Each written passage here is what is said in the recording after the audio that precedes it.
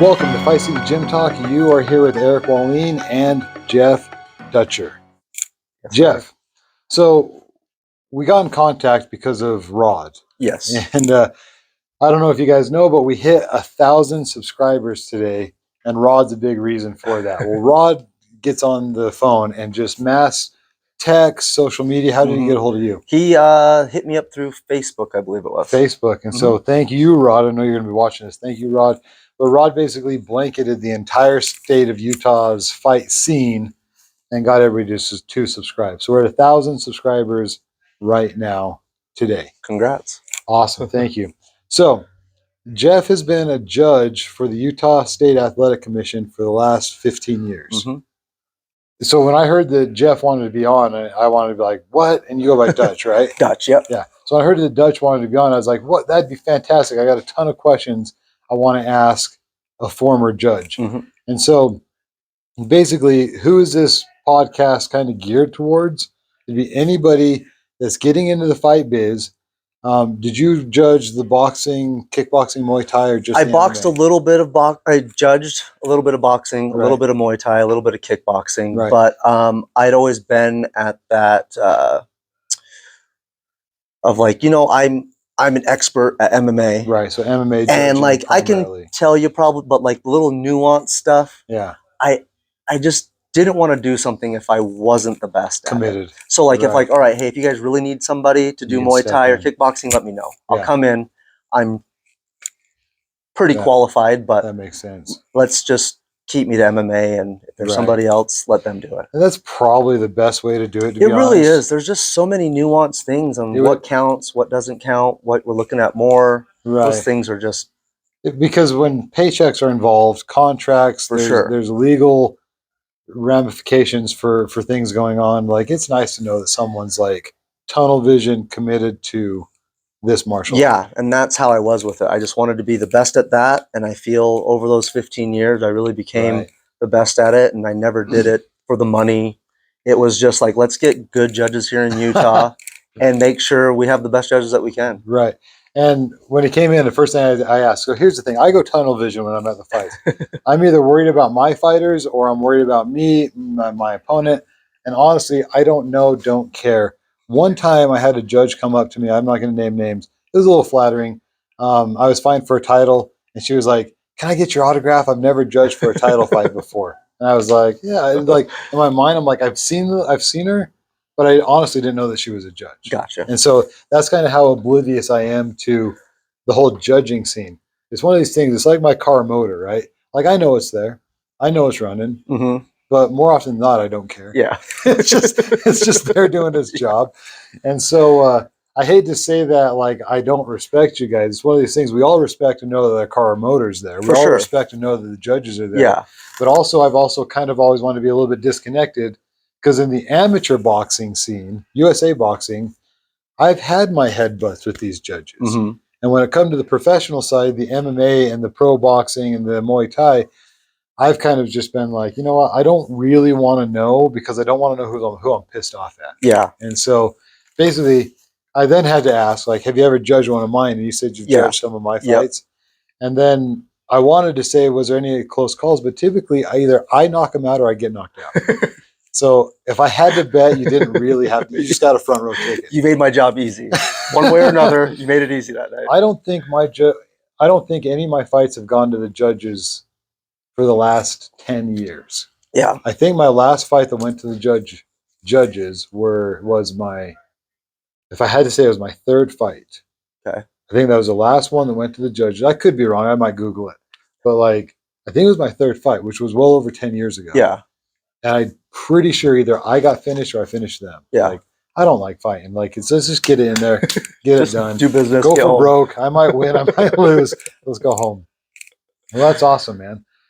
So I really wanted to pick Dutch's brain on kind of like, what are you looking for as a judge? Let me say this real quick.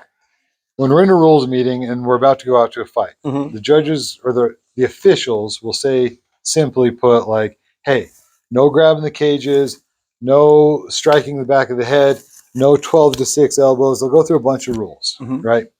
What are some basic generic things that you would tell young fighters, hey, as a judge, this is stuff that we're always looking for? Yeah. So that's the 3 Ds. Okay. Damage, dominance, duration. Okay. And those are how they're going to be tiered.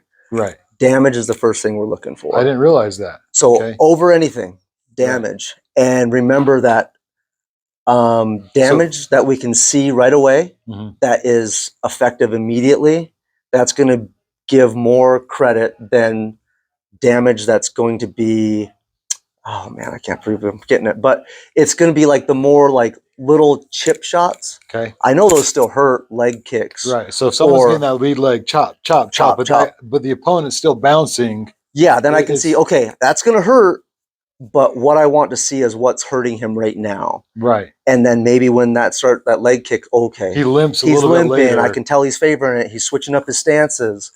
Then yeah, okay, now that is an immediate damage that I can see. Right. And then, like I said, damage, dominance. So damage is easy to classify. Someone gets hit, they stumble. Yeah. Someone gets hit, you see their face get ripped. Someone takes a kick, they start to stutter on that leg a little bit. So that's easy. Yes. So dominance, how are you judging dominance? So dominance is who is controlling where the action's happening. Okay. If you want it on the ground, or he took it to the ground, kept it on the ground. And also remember too, I'm only looking at dominance if the damage is even.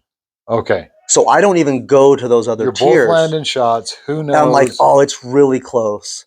And a guy gets a takedown. He gets in a dominant position. Right. He does a little bit there. That's going to be, okay, now I had to go to the dominance part. Right. Because their striking was dead even. And honestly, that hardly ever happens. That reminds me, my first fight, I took him down. I mounted in every round. First, second, third round. It was a takedown and a mount. But I still lost the fight. And the crowd was pissed. Like, how does this guy lose a fight? He mounted in every round. But the truth is, I got my butt kicked standing up. So he was doing stand-up damage. I had gotten my takedown. I had mounted. And when I finally got on top, I was little baby punches. Yeah. Right. And so damage to damage, he absolutely beat me. And like there was something. Do you remember when Kofi Adzitsu and Lucas Montoya fought? I think it was for how long ago? I remember it was maybe like a WCFC or maybe even. I saw Lucas Montoya's last fight. I don't know who the opponent was though. So during that fight, Kofi was dumping him on his back. But when he get up on top after the wrestling was done, Lucas was hammering with elbows from the bottom, throwing submissions, and while Kofi was in the dominant position. We're talking Cache Valley Kofi? Yes. Okay. Yeah. Okay. Kofi's wrestling was way better than Lucas's, and Lucas had no answer for that. But when it got down there, Lucas was submission attempt after submission attempt. I mean, just beating him up with elbows and shots from the bottom. Wow. And I remember everyone wasn't happy. Right. Because Kofi was on top. But when you're not on top, and doing all the damage. If damage is happening on the bottom, that's the number one priority is damage. So fighters, remember that. Number one priority, damage. Over dominance. And that's another thing, like I hear coaches still today, like 15, 20 seconds at the end of a round, take him down. Right. If nothing happens with that takedown, your fighter just wasted tons of energy the last minute when he's going to go recover. Right. So I still don't understand why that's such a common thing that coaches are still telling their fighters. So do you think coaches should be more like go for broke, combo power, speed power, something where body being head? A coach, I don't know what that answer is. Right. But according to the judge, you want to see damage in the I want to see damage over everything. Yeah. So if something's happening and you're losing just a little bit, but you get a takedown, doesn't really do anything for you. Okay, so my last boxing bout, I heard the clap, and I'm going for broke. And it's just boxing, so I'm not going for takedowns or anything. And I finally land, like almost on the buzzer, and he comes out of it stumbled. So in my mind, like I didn't care about the scorecard at the time, but in my mind, I'm not going to stool like I can finish him this round. Does that make sense? And so like that would probably be a good where I'm saying go for broke is like you got 10 seconds left.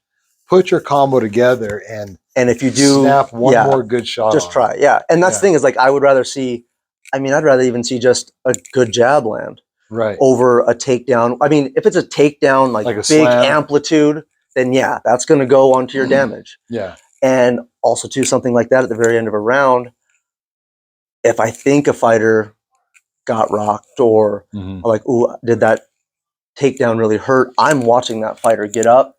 I'm watching him go to his corner, and I'm watching him like, okay, that did something. Okay. And make note of it if it changed the round. So we're looking for last 10 seconds. Get that last.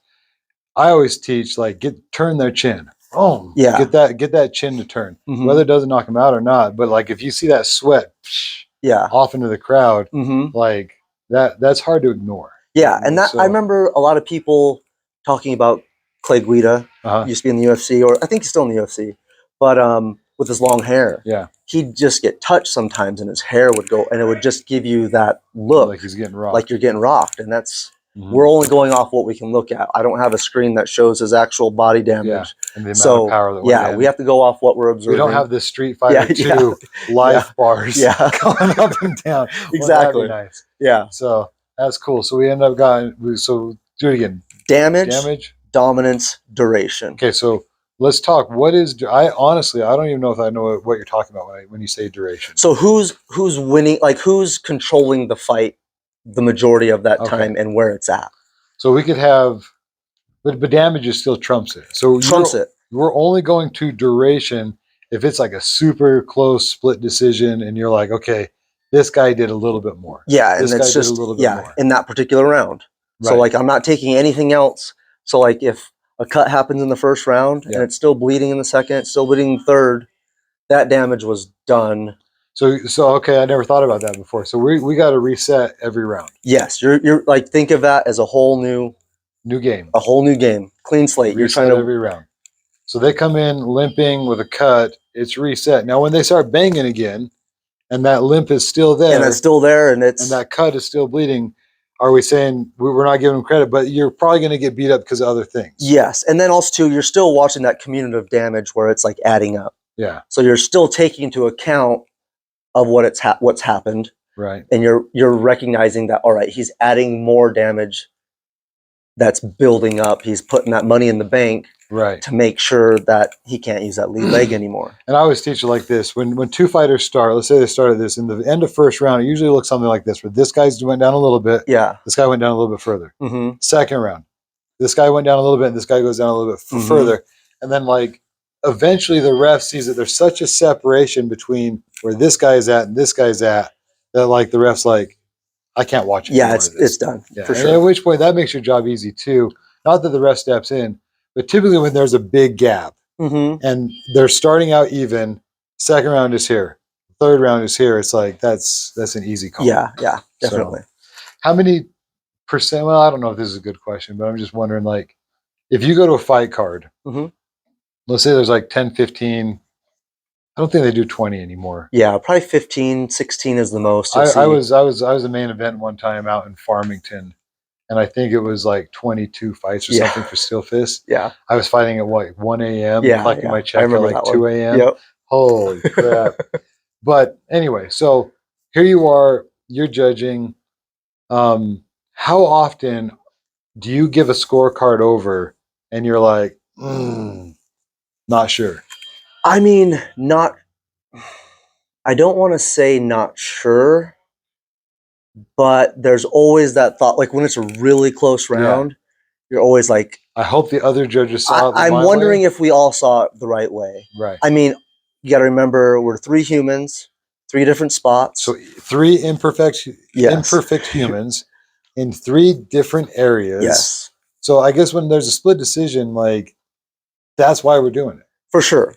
Like we know that there's going to be a discrepancy. For sure. And there's also too, I remember Mike Chrisman. He fought down in Wendover, like on the Utah side of it. Dude, that's going way back. It's way back, right? I think I was training with Mike over 10 years ago when this happened. So there was one from my angle, it looked like Sugar got rocked. And when you look at it from the other side, he just slipped. Right. But it was right when that punch came and he slipped and he falls. That's a big thing. Like, Yeah. From my vantage point, he got dropped. From the other side, he slipped. And just things like that. Were you at the last Fierce Fighting Championships? If it was the one Zeke, because the one Zeke was in. Yeah, that's what Did you see when he got hit? I was right there. Yeah. And because that was one of your fighters, right? Or you cornered Zeke? Yeah, I was there. I thought he was rope-a-doping for like a second, but then I saw his eyes.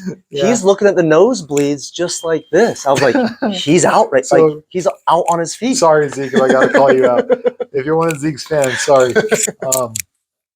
But right after the fight, Zeke's got his elbows up on the cage. Yeah. And I just walked. I didn't ask him anything. I just what I didn't say what happened. What was this? I just said, "Are you all right, man?" He goes, "Yeah, I was just rope-a-doping." And at the time, I didn't want to discredit. Yeah, like you're in the middle of a fight. You don't want to. I give him a pat on the back. And I turned to I want to say it was Bryce. I go, he wasn't rope-a-doping. Like he got rocked so hard. He did, man. He did because sorry, Zeke, if you're seeing this. And I'll say it like this, Zeke. If you were rope-a-doping, if you were acting, you need to quit fighting right now, and you need to go to Hollywood. That was amazing. You had everybody fooled. But it's just messing with you, Zeke. I hope to see you soon at the gym. But anyway, like, yeah, I totally. Now, a lot of people from the stands and also from the video. Yeah. That because my video was this direction, looking at kind of an angle, but I could see his face on. And what I saw was his opponent walked over here and he looked over here. Yeah. And I was literally yelling, "He's over there, Zeke." And so in my perspective is like he absolutely got rocked. Yeah. But a lot of people that were watching it at home from the pay-per-view didn't think it was nearly as bad as it was. Yeah. Well, there was another judge because we got up and we talk a lot between not between rounds, but after a round's done or after a fight's done. Right. We'll get up and talk. And one judge was like, "No, he was rope-a-doping." And me and another judge were like, "No, man, I saw his eyes. He was looking at the nosebleeds because the fighter's over here. He's not like looking like this, like pretending. Yeah, he was on another planet for a second. Yeah, Zeke, if you were acting, we're going to Hollywood. Don't get me wrong, dude's tough too. That would have killed most men. Oh, that fight was and if you guys are wondering what fight we're talking about, just go back to a couple of my reels I did, and then I also put Zeke's the entire fight. I want to say just like 4 or 5 videos back. You can see Zeke's entire fight. You can see I even put some sound effects in when it got rocked. I put ambulance siren and stuff like that. So it was a very fun, entertaining fight to watch. It was. I've been wondering, around the cage at the fights recently, the judges are no longer sitting low. They're sitting in an elevated chair to where the vantage point looks like maybe their knees are the same level as the fighting mats. Like the mat. So the judge sits a little bit above. I was a little bit disgruntled at first because, like I say, I honestly 90% of the time have no idea who the judges are, and I kind of preferred it that way. Yeah. And now I know exactly who they are. Yeah. And it's like they're up on a pedestal. They literally look like they're up on a pedestal. So what are some reasons for that? Is this long term? Is it going to start going nationwide, worldwide? What's the direction of this? What do you know? So I know I judged the very first UFC that came here, and Bellators that have been here, right? And those big promotions, even like the national ones that kind of travel, like LFA, RFA, yeah, absolutely. Those guys, they've always been putting us up higher. So the big promotions just seem to always do it. Just to put us higher, so you're more at eye level, kind of with the fights that are going on. Right. It's something that we have talked about, how we're too low.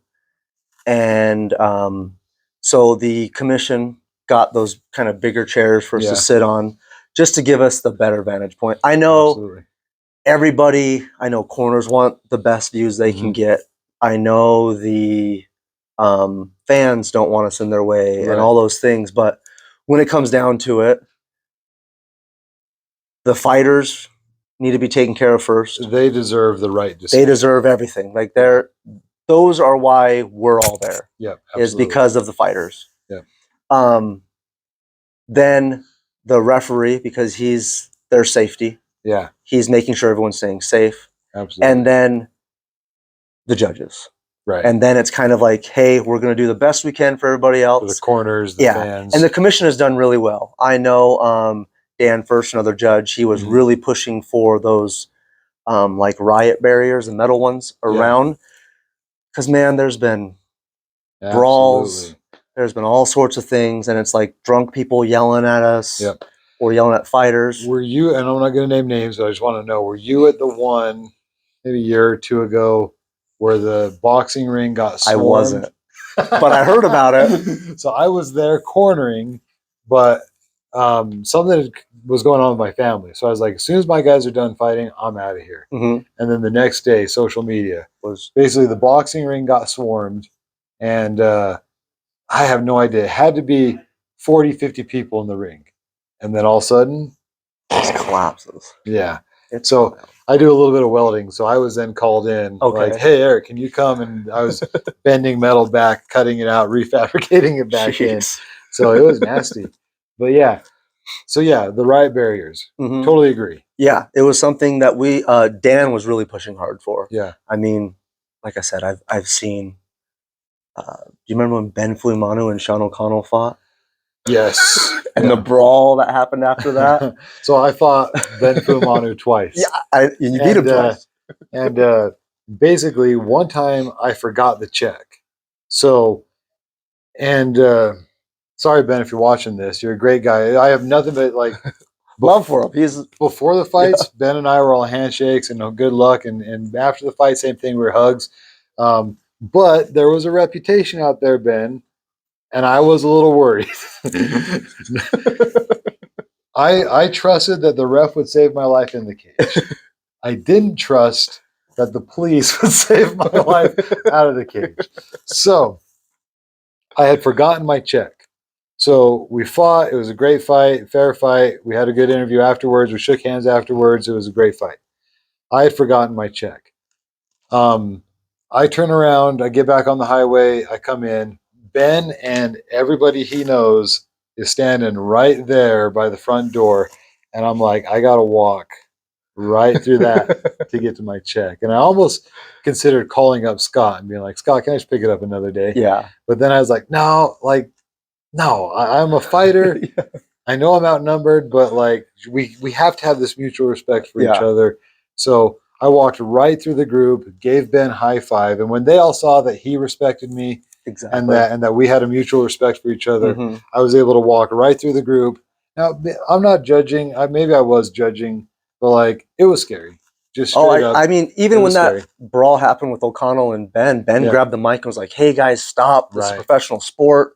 Ben has always been a gentleman, so I totally get what you're saying. Shout out to Ben Fuimanu. He has some very loving and that's a good way to put it. His fans love him diehard. More than any other fans love anybody else. Yeah. So way to go, Ben, to getting those fans to support you that way. So that's awesome. So that kind of touches on why we're going to start seeing them. And a lot of people might be like, hey, our state's been doing this forever now. Yeah. And they might be, I've only judged in Idaho and Wyoming, other places outside of Utah. Wyoming and Idaho's there. When I first started judging Wyoming, they had no commission. It was just the promoter taking care of it. Wow. And doing all that kind of stuff. But now Wyoming has had they have a commissioner. They're doing it really good.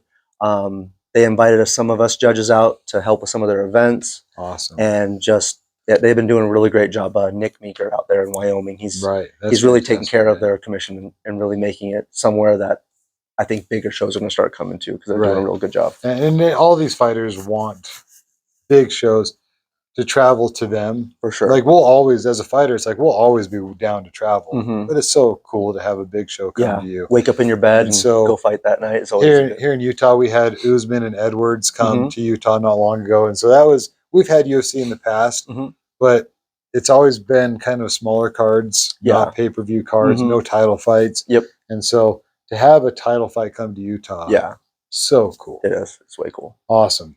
Okay. So what else would you want to tell a young fighter? Hey, as a judge, I'm looking for this. Yeah, like I said, don't just think because you're in a dominant spot that you're winning. Like I said, you can do damage from the bottom. There's not as much behind it sometimes, but that cumulative damage does add up. And if you're just up top, body, head, just trying to keep the fight there, and this guy is running elbows across your face or throwing on good submissions that are, I hear you gargling, or I hear you going like grunting and stuff, then shout out to Jose Rodriguez. I fought him in Bellator. I took him down. I felt super comfortable in my mind on the stand up. Like, it was close. Then I got a takedown. It seemed pretty easy to me. And I was like, all right, I pretty sure I got this fight. And then this is what Jose did to me. He started beating the crap out of me from bottom. And he quite literally just wrapped up guard and just boom, boom, boom, elbows, and he's slicing and dicing. And I remember doing the old, like, I pull back and I'm like, oh, I'm so glad that elbow missed. And then all of a sudden I see the blood. Drip, drip, drip. Son of a gun, that elbow nailed me. And so, Jose, congratulations, man. And that's, I think all of these young fighters need to learn that, like, hey, if you get taken down and you're on bottom, sure, we got arm bars, triangles, omas, we got all those kimuras, we got the bottom moves, but you can beat the, like, I'm telling you, Jose just bam, bam, bam. And I remember being on top and like, hey, stop. Like, I need to be beating you up because I got the take. You don't beat me up from bottom. What are you doing down there? So I think from young fighters, like, damage, like, we can do a lot of damage when you're laying underneath somebody. So that's really cool. So I did a video probably about 6 or 7 months ago where I was like, hey, you don't have to be a fighter to be involved in fighting. How many fights do you have? I had one professional fight. Okay. I have Crohn's disease. Okay. So not too long after my first fight, I had my Crohn's disease got really bad, where I had a few blood transfusions. Ugh, I had real stuff. bad anemia, low iron deficiencies. Like, walking across a room, I'd be tired. Terrible. So I never had any ambitions to fight. So let me just ask, is that all under control now? They got you. It's for the most part. I've had 2 surgeries where they've taken out, I think, 21 inches of small intestine now. Okay. But it doesn't really hinder me to live a pretty good life. I mean, it's constant stuff, but you know, you got to kind of power through it sometimes and just. Okay, so we realize, okay, you're not fighting anymore. We take care of these issues, and you still want to be involved in the fight community. For sure. So what do you do to stay involved? So, and this is what I'm talking about in my YouTube video, where I was like, hey, you can be involved in fighting in a lot of different ways. And I even mentioned judging, officiating, working with the Utah Athletic Commission as an inspector. I mentioned all this stuff. So how did you start in it? So I started a website a long time ago. It was called fightingout.net. And I would just, like, interview fighters. I would just do different articles for my little page. I wrote for KSL. No kidding. I did some articles and stuff with them. And I can't even remember really how. No, Dave Foley. Okay. I trained at Dave's for a little bit after I left Jeremy's, and an event was coming up, and Dave was like, hey, they need a judge. Would you want to judge? I know you know MMA. No kidding. So Dave got me my first gig. So it kind of started just having a good relationship with a good coach. Just being involved and, like, just knowing those people. I didn't know Dave for a super long time. Well, and those of us that know the Utah community up north in Ogden, Dave's one of the more predominant, kind of like well-known coaches in the northern area of the state. So it's like, so make your connections, make your ties, people know what you're capable of, what you're willing to do, what you want to do, what your goals are, stuff like that. I would say if you're like, hey, this getting punched in the face stuff isn't awesome, or I don't want to go fight a man in my underwear in front of a couple thousand people, go just start something like I did, you know, like. And Utah is very established now, so I don't see anybody here in Utah just me wandering into it. But once again, if you're picking your coach's brain, saying we're going to the fights, hey, next time we're the fights, can you introduce me to some of the inspectors? Can you introduce me to Scott Bowler? Can you introduce me to? And all of a sudden, you're starting to get your foot in the door. You're starting to know people. And even though you're not a legit fighter, you're still involved in some way, shape, or form. Now, let me say, a lot of the inspectors, and nothing against these inspectors, but I see inspectors that have never fought and have zero ties to fighting. Never even been on the all. mat. Yeah. And I asked him, how'd you do this? Like, oh, I was just looking for a part-time gig, and my friend of a friend did it. And so it's like they have zero to no experience how to inspect. Yeah. And so nothing to, I mean, you got to start somewhere. Yeah, but that's for just sure. my way of saying, if you're a legitimate, like, training, like you've done lots of jiu-jitsu, you've done some amateur boxing, and you've been in combat sports, stepping into the state athletic commission and becoming an inspector would be a little bit more hop skip rather than like, what is this? What am I doing this for? So, yeah, for sure. Yeah. And then I don't know about inspectors, but I know like when you do become a judge or do something like that, there's a lot of, I don't want to say cutting ties, Right. but really making sure that there is no look of affiliation anywhere with other, like, because I would have fighters come up to me like, hey Dutch, how's it going? I just like, oh hey, how's it going, man? right. I wouldn't sit and talk. I don't want his opponent to see me talking to him and be like, what the hell is and this? that goes like, back to like, yeah, I kind of ignored the judges, but I also did just kind of ignore the judges, and I didn't feel too guilty about it. And I feel like when I go to fights, I try to shake all the other coaches' hands, all the fighters' hands. Most of the refs I know really well. Yeah. And so it's like, but I just, there's always been this like bubble between me and the judges. And so honestly, this is the first time Dutch and I have sat down and talked.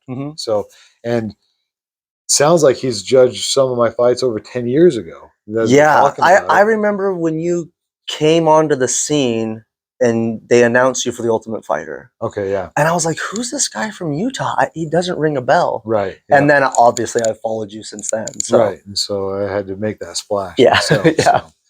Well, that's cool, man. So what would the path look like for a kid who's like, hey, I want to be a judge? So maybe affiliating with a gym isn't the best way. Well, so, I mean, honestly, I do think if you're training and doing something, right, there's there's always a way to kind of keep that at a distance somewhat, right, especially if you're just like, hey, I don't want to be, I mean, and some of the guys do train with guys and right. Because it's a weird thing, right? You have to understand the game. Yes. The best way to understand it is to train it. For sure. Spar it, do it. To know how it feels to be in. What does it feel like to get kicked in the leg? Yeah, on the inside and on the outside. Yep. Take that one on the inside calf, on the outside. Yep. What do these feel like? And then also, so you kind of want to know, but you don't want to know too much, because now all of a sudden you might be giving your teammates favors. So for sure. I was going to say, I mean, just elaborate a little bit on that. It's yeah. So like, subject. Not wanting to have that perceived bias is something that you want to make sure you really take care of. And I know from training a lot, and a lot of fighters are coming up to me and saying hi. And, I have been this person who has loved this sport since I watched my first UFC VHS in like 98, 99. So how old are you again? I'm 41. Yeah, so I'm 39. So we were playing the same games back in the same day. I loved it. And I was like, man, this is awesome. This is great. I played football and baseball in high school. Right. That's when I moved stateside after I graduated. Got it. And then I was like, well, shoot, Jeremy Horn's here. Like, I'll go train there. And it was fun. And then, like I said, I've been in this sport for a long time. In the last 15 years, I mean, I watch regional stuff. I follow stuff. I mean, I'm following fighters before they're even in like bigger shows. Like, yeah, absolutely. I'm loving this stuff. But I can't, if I had friends, family, fighters, like, hey, who do you think's going to win this fight? I'm like, whoever deserves it. Yeah. I don't care. I want the guy who's supposed to win to win. Absolutely. And I haven't had favorite fighters. I haven't given my opinion. Right. So that's one of the good things about saying, you know what, hanging up my hat to be a judge. And I don't know what I'm going to do. I don't know if maybe I'll go back to KSL, start writing some stuff for them. Right. Maybe I'll start my own podcast and maybe talk about close rounds or judging stuff. I don't know, but I still think I can be something to be like relevant in this game, even if it's just on a Utah level. And that's all I've ever cared about, really, like on making an impact. And so yeah, there's just a lot of ways that I think anybody could jump in. I mean, just go on the Pete Swazzle Utah Athletic Commission site and Right. shoot Scott Bowler an email saying, "Hey, I would like to shadow a judge," or Yeah. whatever So like at which that. point you could start climbing that ladder and Yeah. not be affiliated. And once again, that might be the better way to do it, is just say, I go to all the fights. I love all the fights. I want to be involved with the fights, Mhm. but I have a disability here, a disability there. Yeah. And next thing you know, it's like, well, maybe I'm not a trained killer, but I'm just gonna be involved. Yeah, Be for involved. sure. And Be you can involved. still be super active. And I mean, there's other people that have started podcasts here in Utah, like the Damage Plan Yeah. one. And I mean, just there's so many ways that you can stay active. And when I was doing the my website, I would go and I would do play-by-plays for the local fights. Right. And then they'd be up on my website so you could see what was going on. And all the promoters were like, "Hey, yeah, come on in. Just sit down Absolutely. with your computer." I was sponsored by Cricket Wireless at the time, so they gave me Right. like a little Wi-Fi hotspot That's cool. and just things like that. So there's definitely ways you can be involved and not Right. get punched in the face. So that's talking to the guys that want to be involved but don't really want to fight. Yeah. Now let's talk to the guys that want to actually fight but have never fought. From a judge's perspective, we're talking like boxing, Muay Thai, Jiu-Jitsu. What martial arts do you see that seem to dominate and really wow the judges? Right? Like where Yeah. you're like, dude, this guy with the whatever background is showing me what I want to see. I think over the years, I mean, MMA is so new in its Mhm. sport. It really is. You kind of see these waves of different things. I remember like the Superman punch being like Yeah. the thing that was like everyone's throwing it. And jiu-jitsu had its like real big heyday of like Mhm. we run this place. It seems we're in this realm of dominant wrestlers right now. Yeah. And I don't want to talk too much. I come from a wrestling background. It seems like wrestlers have really kind of there's glimpses. I would say wrestlers have kind of always maybe dominated, For sure. but there's glimpses like Anderson Silva and George St. Pierre came in with like a Taekwondo background. Yeah. Where do these guys come from? Yeah. And there's a quick little blip on the radar of like, hey, and Lyoto Machida. Yeah. Hey, maybe we should get into some traditional martial arts.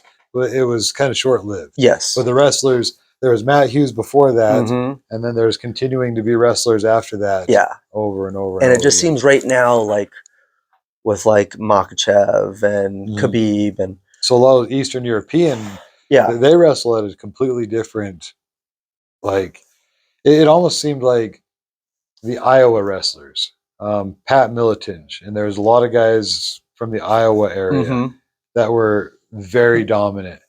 But now we're getting these Eastern European guys. Yes. And the thing is, when you look at like wrestling in its purest form in the Olympics, freestyle and Greco, Eastern European wrestlers are no joke. Yeah. And as the sport gets bigger and bigger, and more of those guys are going to start getting involved, coming in, yeah. Look out. Like, yeah. All the guys from the Midwest and Iowa area, look out, because like some of the world's finest wrestlers are coming in strong. Yeah. So that's the thing. It's like I'm a person who loves jiu-jitsu and loves that ground. It doesn't bore me. Right. And I think the other judges that I know personally, I don't think we really have of like, I mean, everyone loves a knockout. Yeah. Everyone loves a good head kick. Yeah, there's a like Rampage Jackson where it's like, sure, he came from a wrestling background, but what was he really going to do? Oh yeah, he's going to hit somebody. Yeah, for sure. Like with what? His hands. His hands. That big right. Probably not going to be an elbow. Probably not going to be a head kick. It's going to be a It's going to be a hand for sure. So yeah, we see these generations of just this like, guy's going to do this. This guy's going to do that. So yeah, I mean, I love seeing it all. So I guess to say, I'd say just work towards your strengths, whatever it is. I mean, those usually kind of come up where like, man, he's fast or he has a good takedown. But now also too, you're seeing these kids come from no martial arts background and they're jumping in feet first to, hey, I learned everything from day one. Yeah. And then I think that's kind of what's changing it. Yeah, and I would totally agree with that. So I see a lot of young kids, and I literally have kicked them out of the gym where they're like, "Hey, I just want to be an MMA fighter," and I'm like, "Are you on your wrestling team?" They're like, "No, I'm just going to be an MMA fighter." Go get on your wrestling team. Yeah. You know what I mean? Because And if you haven't, if you're a teenager, I'm telling you right now, go get on your wrestling team. Oh, for sure. Because this is what your wrestling team is going to do. They're going to get you 30 matches in 3 months. Yeah. Think about that. That's like 10 matches a month, 30 matches in 3 months. I've ran some numbers on this. If you want to get 30 matches in jiu-jitsu, first things first is going to take forever because the tournaments only come to Utah so often. If you want to get 30 matches in 3 months in jiu-jitsu, you're going to have to be on a road trip or a plane every weekend. Yeah. And then you're going to have to sign up for every division. So you're doing the gi, the no gi, the absolute divisions. And so hopefully, if you're out of town hitting every division over 3 months, you might get 30 matches. Yeah. And so that's fine. That's cool. So it's possible. How much is it going to cost? For sure. To buy those, I mean, especially the way gas is. Fill up the gas tank, get a hotel room. Fill up the gas tank, get a hotel room. Plus, every tournament's going to be somewhere in the ballpark of $100, depending on how many divisions you do. Plus, so anyway, just you see what I'm saying? Like, to get 30 matches, you do it with your high school, and they basically say, hey, pay your $15, and if you're qualified for low income, you don't have to pay anything. Yeah. Just hop on the bus, and we'll take you to the next one. We'll take you to the next one. We'll take you to the next one. That's where you work out your nerves and just kind of finding out what you're made of. Like if you can really dig deep at those times, and it would definitely cut your teeth. Yeah, absolutely. So for the young kids, wrestling. Now, for those that don't have a time machine and you're in your 20s, because I hear this every day. Oh, I wish I would have wrestled. So then we got to attack jiu-jitsu, Muay Thai, and yeah, attack wrestling. It's hard to attack wrestling as an adult though, because in jiu-jitsu class, what does everybody want to learn? Subs, yeah.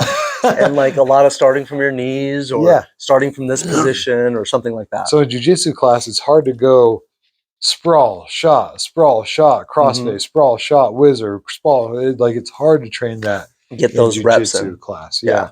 When everybody there is wanting to learn arm bars, triangles. Yeah. So basically, yeah, if you're, my opinion would be, if you're in your 20s, the classic wrestling of step back, sprawl, crossface, whizzer, shot, arm drags, duck unders, you got to find somebody at the gym who knows it, and you got to be constantly working to try to catch up with those guys that have 4 years of high school, or I've been wrestling since I was 4. Those guys, and to kind of give you light at the end of the tunnel, and we'll go back to Jose Rodriguez. He was way harder to take down than I thought he would be. Like I remember, I went for 2 or 3 shots on him. Like, dude, I was a good wrestler. How is he stopping my takedowns? And he's one of those guys that wasn't a wrestler but caught up to us. You know what I mean? Caught up to the wrestler. So it can absolutely be done.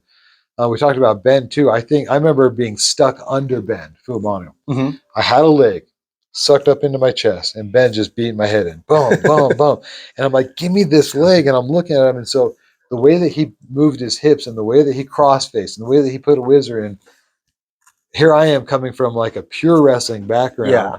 And Ben, not being a wrestler, was able to fend off that takedown. And if I remember right, in the first fight, I don't think I ever took him down. In the second fight, I did.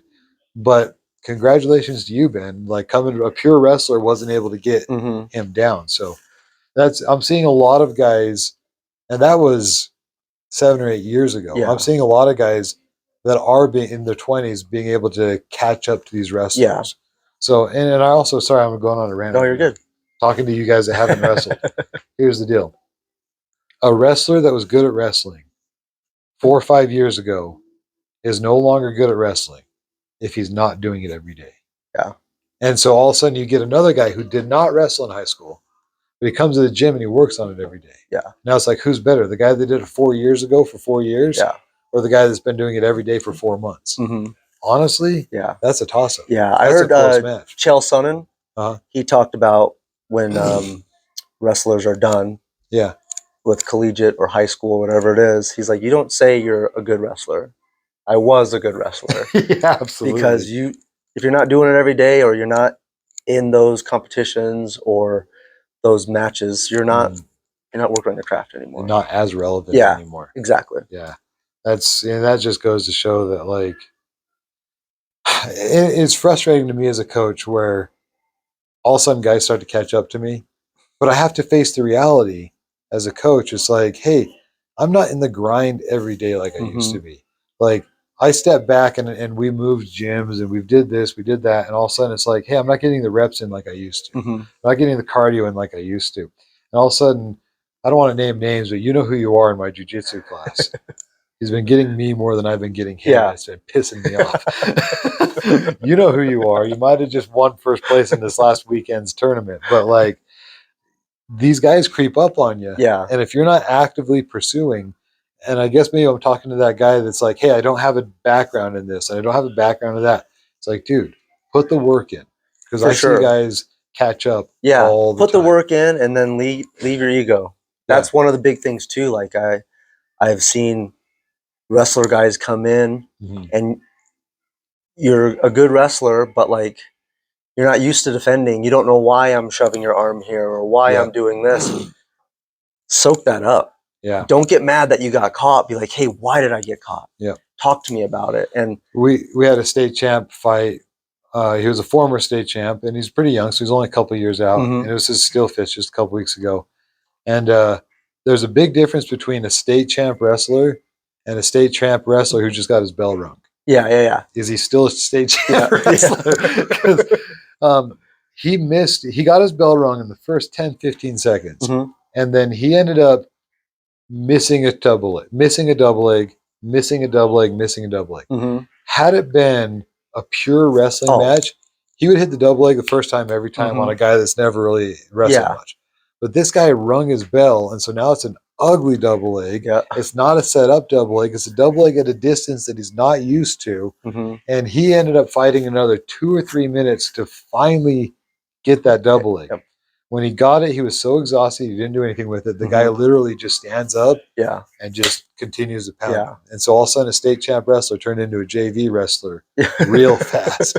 And I always say that about black belts. A black belt will turn into a blue belt just a couple punches later. Oh, for sure. And a white belt a couple elbows after that. So it's like, we definitely see this strong decline if you can magnify some other martial art.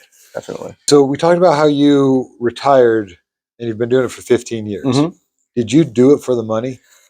If I did it for money. Were you judging fights for the money? No, when I first started, it was free, man. Yeah. I would pay my own money, drive to Vernal, drive to St. George, whatever it was. Me and Dan were the ones who got judges paid here in Utah. We went in front of the commission, said, hey, all I want is $25 to pay for my gas. Yeah, if you got jury duty, you get $20. I mean, the most I've ever made one night was the UFC, and it was like $948. Well, that ain't. If I could do that every weekend, if I could do that every weekend, that'd be great. I still couldn't judge full time. I'd have to do that a lot of times a week to be what I need to catch up. But like, I mean, we get paid $150 here in Utah, right? Which isn't bad for doing what I want to do. I would tell the young person thinking about it, like, hey, we're doing this. It's almost like community service. It is. Right? It's more of a service. It's like military. Yeah, you get paid to be in the military, but like you can make more as a civilian. You can make more doing something else. It's like the fighters. A lot aren't going to make anything. Right. And the chances of becoming a Big John, a Herb Dean. Yeah. There's probably thousands of judges. Yeah. There's making money in MMA. It's hard. It's hard. Yeah. I've seen multiple promotions come through and leave. I've seen multiple gyms come through and gone. Yeah. So like having any kind of relevance for a long time, it's hard. It's hard. Yeah. And I think it just kind of gives some credence to maybe what I've done. I think one of the best things I did was quit my job and just dive in head first. Like this is what I'm doing. And I did that to become a full-time fighter. And then I also did it again when I started my gym. It's like, all right, I'm going to dive in head first. Yeah. But for most people, when you start to get involved in this community, it's not like, hey, I'm going to start working for the athletic commission. That's my new 40-hour work week. Like, you just don't get that many hours. You don't get that much money. So what was a big reason you did it? What was the big why? My big why was, at first, I was just excited to be there. Yeah. You know, like, I don't have to pay for a ticket, and I get to sit here. Ticket. Yeah. I get to sit here and watch this that I don't pay $25, $100, whatever it is to watch it. I got the best seat in the house. Absolutely. It was that at first. Right.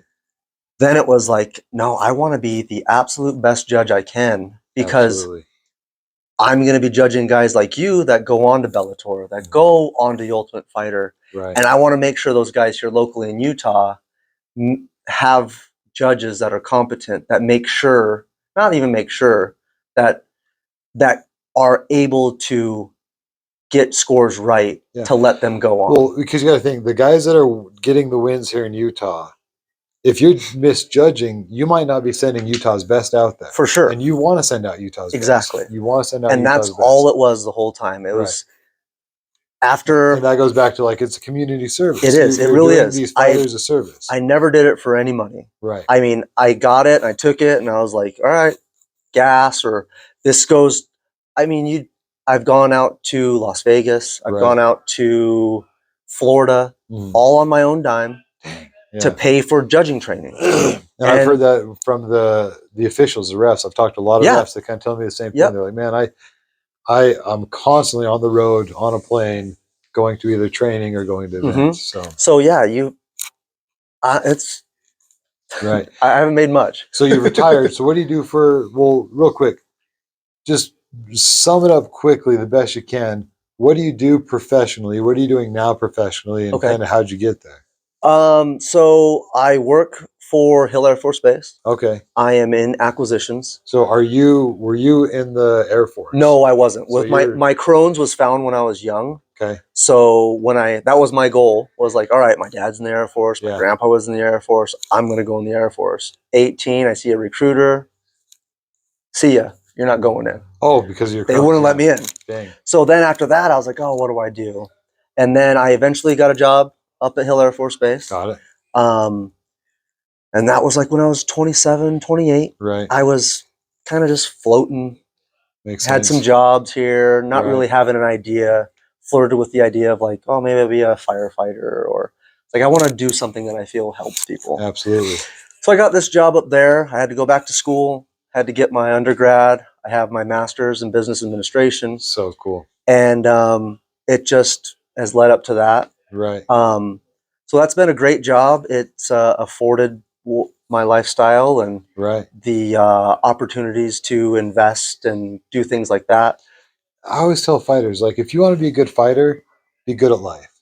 You want to be a good judge, be good at life. It'd be hard to have someone judging where it's like, hey, every time this guy gets a job, he's hired and fired. He's been divorced 10 times. He has an alcohol problem. He's been arrested for drugs 4 or 5 times. And now this guy is judging your fights. You don't want that guy judging your fights. You know what I mean? So it's like, you want a guy that's got his head on straight judging the fights, where it's like, hey, he's been a leader. He's been a graduate. He's like, if he's asked to do a responsibility, he does it. He does it right. He does it right the first time, gets it done in a very timely manner. So basically, Dutch has been a great example of like, hey, you want to be a good judge, be good at life. And I always preach that. You want to be a good fighter, be good at life. So I think you're talking to me. Were you getting into real estate? You're saying you've been. So yeah, I have. I mean, I've probably the last 7 or maybe 8 to 10 years, I've started flipping homes. Just kind of. Do you have a real estate license or anything? No, I don't. I just buying and selling. Just buying and selling.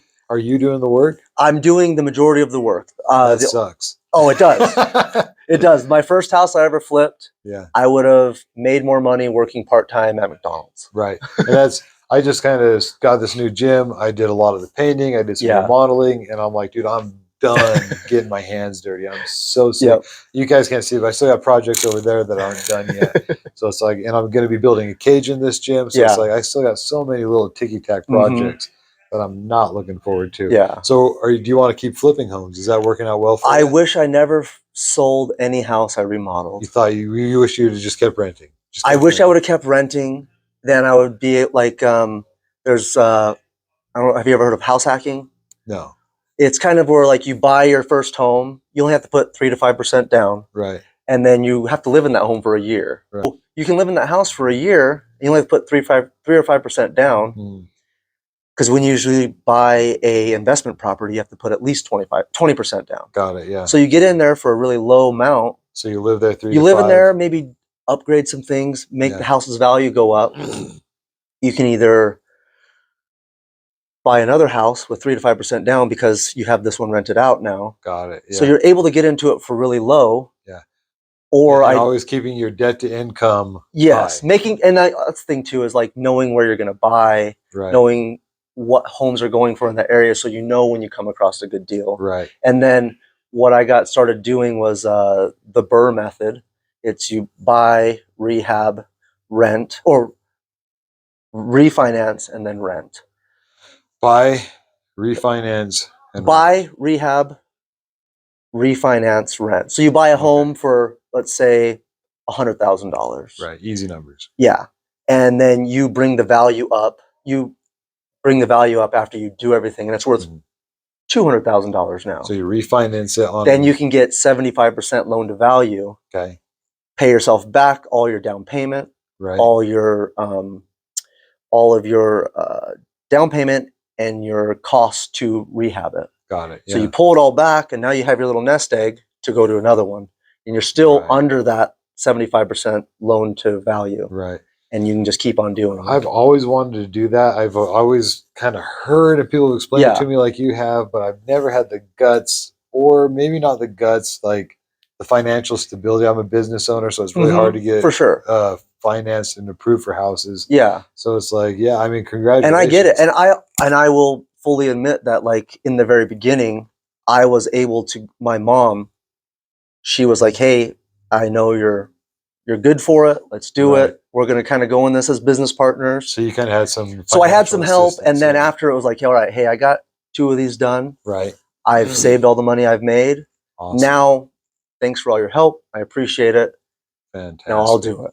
And Yeah. that was something that my mom taught me. I kind of saw that she had Mhm. rentals and she was doing that stuff, and I was like, okay, I can do that. Yeah, Let's. and a lot of young guys come into the gym, and I'm always asking guys, "What are you gonna do for a living? What are you gonna do for a living?" And I've heard a lot of them say, "I want to flip houses." Mhm. And look, like I don't know how to flip houses. I Yeah, have no idea. I've never done it, but I do know this: debt to income. You for have sure. to make way more than you spend, Mhm. and if your debt to income is a huge gap, you start getting your foot in the door. Yeah. And it sucks because it's like we all don't have someone that can help us out. But if your debt to income, if you have an extra $2,000 a month, you Mhm. make 3,000, and you figure out how to live on one. Mhm. You have an extra 2,000. Yeah. Now we get the ball rolling. Yeah. And so, And I tell everybody too, like younger guys I know, like, hey, don't go buy a house first thing. right. Go buy a duplex or up to a fourplex, because you can buy that without being considered a income property. Oh, really? So you can buy up to a fourplex with only 3 to 5% down. No kidding. You might be able to do that, buy it, live in one, rent all the other 3 ones out, yeah. and they're all making your mortgage. And then you can start Absolutely. doing other things, or like, all right, now you're getting married or something like that. Then you guys buy your primary residence together. Mm. Now you have your first rentals, whether Yeah, it's a absolutely. duplex or something like that, or figure out to do a mother-in-law apartment in the basement or something Right. like that. You just got to get creative and be like, all right, it might suck for a little bit. I don't want to share a wall with somebody, or Yeah. I don't want to see my neighbor or But you know whatever. what sucks is paying rent for 30 years. It also sucks even worse. Yeah. So Yeah. there's definitely ways you can do it. And I don't want anyone to be like, to think that I did it all myself. I Right. had help. I had mentors. I've had See, and people I talked to. that's really cool because like a lot of people have a hard time admitting that they're not self-made. For You know what I sure. mean? Oh, well, I did it all. And it's like, well, I mean, maybe there's a little help on the backside. For but sure. And like, there's always, and like, I kind of see the same thing too. It's Mhm. like almost every successful person has had someone to help them, whether it's you fell on hard times and you moved back in with your parents That's till you me. got your feet back up under you. You know what I mean? And Then there's no shame in it. Yeah, the Like, only reason I was able to be a full-time fighter is I kept going back to mom and dad, hey, can Yeah. I move back in? Yeah. and I was making no money continuing to fight. But yeah, so like we all have had that, hopefully, a leg up somewhere. For sure. And in my book, I talked about sometimes people are blessed to have terrible circumstances. Mhm. And when I say that, in my book, it's called Fighting to Find God. I say people are blessed to have terrible circumstances because if you are this guy that has terrible circumstances, Mhm. you have no one to lean on, no one to like. And I was just talking to Rod about this the other day. I was like, create a little bit of success, even if you just like say you have an extra $10 a day. Mhm. Create a little bit of success. Take that extra $10 a day and try to create a little bit more with that. Mhm. Try to create a little bit more with that. Tree Brian, we call him Tree Brian because he cuts down trees for a Okay. living. But basically, he took a little bit of his success working a crappy, I think it was moving pool tables or something, Mhm. and bought a chainsaw. Yeah. A little bit of the success. And then he buys a pickup truck. Yep. And now he's known as Tree Brian because he comes in all the time. He's like, boom, made $1,000 today. Yeah. Cutting trees. Mhm. You know what I mean? And all he had was a chainsaw and a pickup truck. Yeah. And so it sucks if you don't have that help. But on the other hand, Tree Brian, we had him on the podcast, and he comes from nothing but disaster. Mhm. Nothing but disaster. Now he's a self-made business owner. Yeah. And all for what? He could at least afford a chainsaw. Yeah. He could at least afford a pickup truck. And they're not nice pickup trucks. They're usually from the 80s with 200,000 miles on them. But he's making money on Yeah. these trucks. Mhm. So, yeah, if we don't have that help, like there's ways that people can do this. Yeah. And it's So- just fun. I think a lot of it's surrounding yourself with people that have that same Right. mentality. I mean, they say, like, surround yourself by Yeah. around 4 millionaires, you're bound to be the next one. I always say birds of a feather flock together. For sure. And so, like, and I think that's probably a big reason young guys, I hate to say it like this, but we kind of need a club. We kind of need, anciently, there's always been some sort of like Masonic thing. It's Mhm. not a religion. Yeah. It's just a bunch of Just a like brotherhood. older brothers that are like, hey, let's boost each other up. Mhm. And then next thing you know, they're all of our founding fathers, Thomas Jefferson, Benjamin Yeah. Franklin. Yep. But like most tribes and societies of people have some sort of like inner brotherhood. Yeah. And if you get into that, you can find success in that. And I'm not saying go be a Mason and become part of the New World Order. But Yeah. what I'm saying is, and that's going to be another conspiracy theory podcast. But what I'm saying is, the gym is a great entry level. You get it, is. you walk into a gym, and next thing you know, you're talking to one guy that flips houses with real estate. Mhm. You're talking to another guy who's maybe running to become mayor. You're talking to another guy that owns his own business. Another guy that's a car dealer and makes over $100,000 a Mhm. year selling cars. Yeah. And all of a sudden, what's happening is you start to get these ideas in your head where you're like, I really like the direction that these guys seem to go, and you start creating success. For sure. I mean, my loan officer, Mhm. jiu-jitsu friend, started out. One of my mentors, Josh Buck, Uh-huh. big real estate guy. No I kidding. go pick his brain, like, hey man, like, Right. check out this deal. Hey, I'm maybe thinking about buying a house here or this. Like, what do you think? Yeah. So you definitely do get those friendships out on that mat and in that cage that can help you. When I moved, it was weird because guys were coming out of the woodwork. Hey, I work for a furniture company. We deliver furniture. Do you want me to bring the truck? And I'm like, yeah, I'd love it if you brought the truck. Yeah. You know what I mean? And then, of course, guys like Tree Brian that own their own businesses. We did a convoy of like not only some like commercial. I think we had 2 commercial, like big rig, not big, like box trucks. Yeah, so yeah, like yeah. 2 commercial box trucks, and then a bunch of like cement workers with their pickup trucks and trailers. Yeah. And so we had this convoy of like 5 or 6 trucks all loaded up Mhm. coming in. But that's the brotherhood I'm talking about. For sure. Like these guys, sure, and maybe I got a lot of attention because they're like, dude, Eric, open your gym back up. Like, Yeah. let's get the stuff moved. Let's get this place back open. But I see that going down all the time where guys are constantly putting their arm around each other saying, hey, have you tried this? Have you done this? Mhm. And so I think, and you haven't been involved on the gym side, but you've been involved on the, like, kind of outside looking in, but Yeah, but but also you too, still I everybody. mean, when I was training, like, I mean, DeMarcus Johnson, Yeah. he was one of the first guys I started training with. Yeah. He was back in town. He's like, hey, Dutch, I'm in town. Do you want to have a cigar and hang out and talk a little bit? No kidding. Talking about business and just things he wants to do, kind of where I'm at in Right. life. But man, when you bleed with someone and you sweat and you go through all that stuff, it's just something about Yeah. it. I always say every week when I go to an MMA fight or a boxing show or a jiu-jitsu tournament, it doesn't Mhm. really matter. I feel like I'm always at a family reunion where I kind of know everybody. Yeah. Some of them I know really well. Yeah. And some of them I'm just kind of like, hey, what's up? And giving Yeah. them knuckles. But it's like a family reunion It where really it's like is. some are like best friends of mine, brothers, and others are just like, hey, it's good to see you again. Yeah. So it's such a tight community. And let me compare it. My old wrestling coach used to compare it like this. He would say, hey, if you meet someone and you're like, oh, you played high school football too, it's like, who cares? Yeah. Right? But he was just a wrestling coach. So he would be like, you meet someone and you're like, oh, you wrestled? I wrestled too. And all of a sudden it's like two high school football players. It's like, who cares? Yeah. But two wrestlers, it's like, yeah, I used to wrestle too. Yeah. And all of a sudden you're talking about weight cuts, you're talking about this, that, and the other, whatever is to do with wrestling. But honestly, MMA, if you ask me, is taking it a step further. I can go anywhere in the country. People look at my ears and be like, are you a wrestler, an MMA fighter, jiu-jitsu guy? And when it's, yeah, I'm an MMA fighter, they're like, they just start name dropping. You know this guy, you know this guy. I am an MMA fighter too, and I did this, that, I did many fights. Yeah. Long story short, there's a brotherhood that comes with MMA. And it's a really cool, unique brotherhood that like you can have, but it kind of comes at a price. And the price is like yourself, you volunteered so many weekends of your and guy fighters like me, it's like, look, today this is literally the first conversation we've had. But I'm like, I love this guy. Because he, not only just because he judged my fights, but like all my fighters. Yeah. I have a business set up on fighters that need to be judged by someone.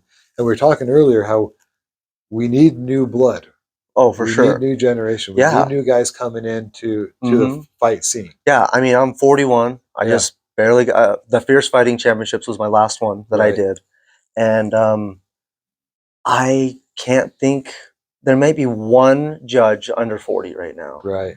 We've had a couple guys come in and shadow once or twice, but then they leave. So, like, when you do come into this sport and you want commit. Yeah. Be like, hey, you know what? They might not use me for 2 years. I might just be shadowing and showing that, like, because they still turn in a card, but it's not official. Yeah. We want to see where they're at. Yeah. So come in and be like, I'm dedicated to this. And research, do your due diligence to figure out what you need to do to better yourself or make yourself more attractive to them to want to use you. Dr. Murdoch does a lot of the local fighting here in Utah for being a doctor. And he was always like, how do I get in? How do I get in? How do I get in? Now, he had already had a couple connections here and a couple connections there. But now I'm starting to see Dr. Murdoch get into more and more to where it's like almost every weekend or every show, he's got his foot in the door some way, somehow. And so that goes back to, he started off just, sorry guys, but my camera ran out of batteries. Thank you, Dutch, for coming on. We'll have him on again to cover the things that we went over. And also don't forget to like and subscribe. Talk to you guys later.